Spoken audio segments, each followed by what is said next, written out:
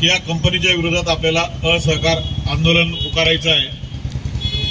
असहकार म्हणजे कंपनी जे बिलं अगदी खंडणीसारखे जे वसूल करते आहे आणि आपल्याला नानाजी पाटलांचा, क्रांतिसिंह नानाजी पाटलांचा आपल्याला आदर्श आहे आणि इतिहासातून आपण काहीतरी शिकलं पाहिजे। आज आपण ही मालेगाव पॉवर सप्लाय कंपनीची तुलना ईस्ट इंडिया कंपनी बरोबर आपण करीत आहोत आणि त्याच पद्धतीने या कंपनीचं कामकाज चाललेलं आहे। आले या ठिकाणी आपल्याला सुविधा द्यायला, मात्र यांनी आपल्या घरांवर दरोडे टाकायला सुरुवात केलेली आहे। आज आपण आंदोलन करून जवळपास एक आठवडा झाला, मात्र यांच्या कामकाजामध्ये कुठल्याही प्रकारची सुधारणा या ठिकाणी आढळून आलेली नाही आहे। त्या पद्धतीने यांचं कामकाज चाललेलं आहे आणि आपण पण एक महिन्याचा टाइम घेतलेला आहे। महिन्याचा टाइम याच्यासाठी घेतला, हे काही कुठलं राजकीय आंदोलन नाही, कुठल्या राजकीय एका पक्षाचं नाहीये। सर्वपक्षीय आपण याच्यासाठी म्हणतोय की सर्वच भागातून नागरिकांनी, सर्व विचाराच्या नागरिकांनी, सर्व धर्माच्या नागरिकांनी यामध्ये सामील व्हावं, या उद्देशाने आपण याला सर्वपक्षीय म्हटलेलं आहे। मात्र आपल्याला एखाद्या क्रांती सारखं हे आंदोलन आपल्याला या मालेगावमध्ये करायचंय। मग क्रांती काही एका दिवसात किंवा एका आठवड्यात होऊ शकत नाही।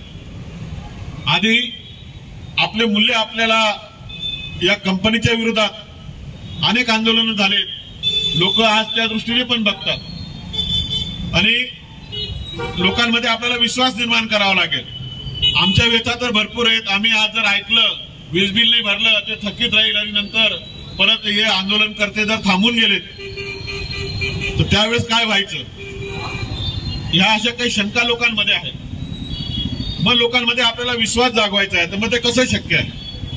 मग आपण लोकांपर्यंत जायचं, त्या भागामध्ये, त्या कॉलनीमध्ये, त्या प्रत्येक चौकामध्ये जाऊन आपल्याला या आंदोलनाची दिशा आणि याचे आंदोलनाचे जे काही मूल्य असेल हे आपल्याला त्यांच्या पुढे ठेवायचे आहेत। आणि ज्या वेळेस नागरिक यामध्ये, कारण या गावातला, शहरातला जवळपास 80-90% नागरिक या कंपनीला त्रस्त झालेला, उरलेले यांना मोजत नाहीत, त्यांनी डायरेक्ट आपले कनेक्शन घेऊन टाकलेले आहेत। म्हणजे जे काही कंझ्युमर्स आहेत 100% यांच्यावर नाराज आहेत, यांच्या या जाचाला कंटाळलेले आहेत। मग विचार करा तुम्ही की जवळपास 5 लाख संख्येचं हे आपलं शहर, 5 ते 6 लाख लोकसंख्येचं अधिकृत सांगतो। या शहरामध्ये जर व्यवस्थित जागृती निर्माण झाली आणि याच्यापैकी जर 50% जरी नागरिक या ठिकाणी रस्त्यावर उतरले, कारण कंझ्युमर जरी 1-1.25 लाखच्या आसपास असतील पण एका घरामध्ये 5-6 व्यक्ती राहतात आणि हे सगळे जर एकत्र आले तर विचार करा 3-4 लाखाचा मॉब जर आपण या ठिकाणी 18 जुलैला आपण आणू शकलो तर मला नाही वाटत या कंपनीच्या विरोधात आपल्याला हिंसेचं काही कुठला हत्यार आपल्याला उपसावं लागेल। यांना घाबरूनच हे मालेगाव या ठिकाणी सोडावं लागेल। म्हणून आपल्याला नागरिकांपर्यंत हा विषय घेऊन जायचा आहे आणि यापुढे वक्त्यांनी आता हा रथ आपण एक प्रकारे याचं लोकार्पण झालेलं आहे, याचा सुरुवात झालेली आहे आणि हा रथ उद्यापासून आपल्याला संपूर्ण मालेगाव शहरमध्ये वेगवेगळ्या भागांमध्ये आपल्याला न्यायचा आहे। मग करायचं काय? तर आज वक्त्यांनी आपापल्या भागाचं नियोजन सांगायचंय। मी बोललोय आठवड्यातले 3 दिवस ते याच्यासाठी की काही आपले वैयक्तिक कामं असतील, काही राजकीय आणि इतर काही कामं असतील, याच्यामुळे आपण असं ठरवलं की शुक्रवार, शनिवार, रविवार असे 3 दिवस आपण ठरवायचे। पण जर हा रथ समजा आम्ही नसलो, शहरामध्ये नसलो तरी आपल्याला काही वक्त्यांना आपल्या भागामध्ये नेऊन जर याची जनजागृती करायची असेल तसंही आपण पूर्ण आठवडाभर पण या रथाचा आपण या ठिकाणी वापर करू शकतो। म्हणजे त्या ठिकाणी ही फक्त मी, बंडू काका, गुलाब पगारे किंवा बापू, राजाराम जाधव यांची लढाई नाही, ही आपली सगळ्यांची लढाई। आणि मग कुठलीही या ठिकाणी आम्ही येऊ त्याच वेळेस होईल, उत्स्फूर्त आपण म्हणू शकत नाही। उत्स्फूर्त जे घडून येतं त्याला आपण सर्वपक्षीय स्फूर्त विचार मंचानुसार मग जर आपण या आंदोलनामध्ये ठरवलोय. जोपर्यंत नागरिकांचा त्रासलेल्या उद्याला नागरिकांचा त्रस्त नागरिकांचा कुठल्या जोपर्यंत प्रत्यक्ष विरोधकांनी सहभाग येत नाही तोपर्यंत या टीका जरी आंदोलनाला केली, आपण स्फूर्त म्हणू शकत ती नाही. काहीतरी आणि आम्ही आंदोलनाचं दुसऱ्या ज्या पद्धतीने आपल्याला पुढे करायचं आहे तर त्या दृष्टीने नागरिकांचा मोठा सहभाग आपल्याला या ठिकाणी अपेक्षित आहे. याच्यासाठी आपल्याला अहोरात्र मेहनत घ्यावी लागली तरी चालेल.